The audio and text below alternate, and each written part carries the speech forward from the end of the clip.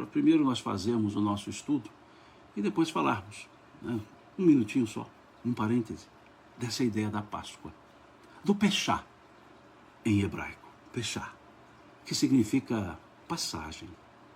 Peshá, para os hebraicos, é a passagem do cativeiro do Egito para a nova Canaã, para o retorno a Canaã.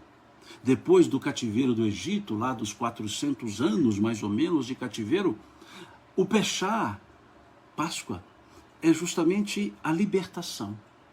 Quando se sentiram libertos e cruzaram o Sinai, o deserto do Sinai. E esse Peshá, essa passagem, ela é comemorada pelos judeus desde os anos 1280 antes de Cristo. É a Peshá, que é comemorada na primeira lua cheia, depois do equinócio da primavera. Ou seja, depois do primeiro dia da primavera, a primeira lua cheia. Eles comemoram a Peshá. E quando Jesus foi crucificado, ele o foi no período da Peshá, no período da Páscoa. Comemorava-se a Páscoa judaica. E ali naqueles dias de comemoração da Páscoa judaica, Jesus é levado ao sinédrio, Jesus é condenado, Jesus é crucificado. E Jesus reaparece. Aspas, entre aspas, somente para manter o termo do Evangelho, entre aspas, a ressurreição, ressurge, o ressurreto, mas só para atender a palavra dos evangelhos. Jesus reaparece depois da morte.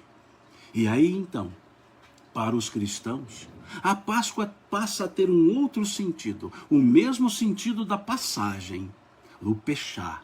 Mas não a passagem do Sinai, não a passagem da libertação do cativeiro, mas a passagem da libertação da ignorância sobre as coisas de Deus que Jesus veio nos ensinar, da ignorância das coisas do alto que Jesus veio nos falar, da ignorância, a libertação, a passagem da ignorância sobre a vida.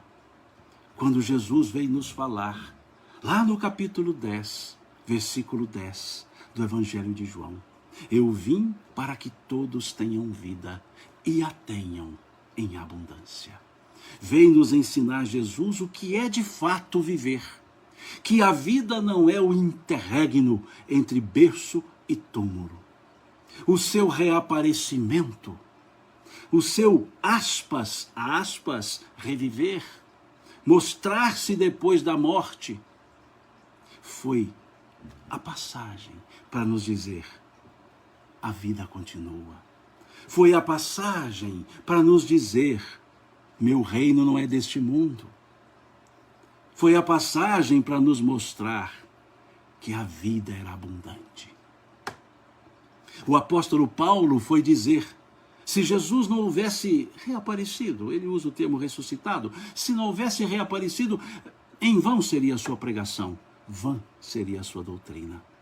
Por quê? Porque Jesus pregava a vida depois da vida. Jesus pregava a continuidade da vida. E ele se mostra vivo depois da vida, vivo depois da morte. Essa é a Páscoa cristã. É a Páscoa do Cristo. E é interessante perceber a coincidência. No período da primeira lua cheia, pós-equinócio da primavera, que comemoravam os hebreus a Peshá, também Jesus vem para trazer uma segunda Páscoa, uma segunda ideia de Páscoa, do reviver para a vida, na vida. Reviver para a vida, na própria vida. A Páscoa que nós buscamos, a Páscoa do renascer em Cristo, A Páscoa que o apóstolo Paulo pôde dizer: já não sou eu mais quem vivo, mas o Cristo que vive em mim. Esse é o sentido da Páscoa. É o sentido de renascermos sempre. É o mito do eterno retorno, como falava o filósofo Mircea Eliade. Constantemente repensar a Páscoa como esse libertarmos-nos de nós mesmos, libertarmos-nos das nossas amarras, das amarras de sentimentos, das amarras intelectuais, das amarras do egoísmo, das amarras do orgulho. É a libertação do cativeiro das nossas paixões sobre nós mesmos. Essa é a Páscoa. Essa é a Páscoa na qual Jesus ressurge, reaparece, reconstrói e vai dizer, quando se encontra com os seus discípulos: a paz esteja convosco. Esse era o cumprimento que Jesus sempre utilizava. Depois do seu reaparecimento: a paz esteja convosco. E alguém perguntou aqui, creio que brincando, e onde o coelho e o chocolate entrou nisso? Tem motivo, sim. É uma brincadeira, mas tem motivo, sim.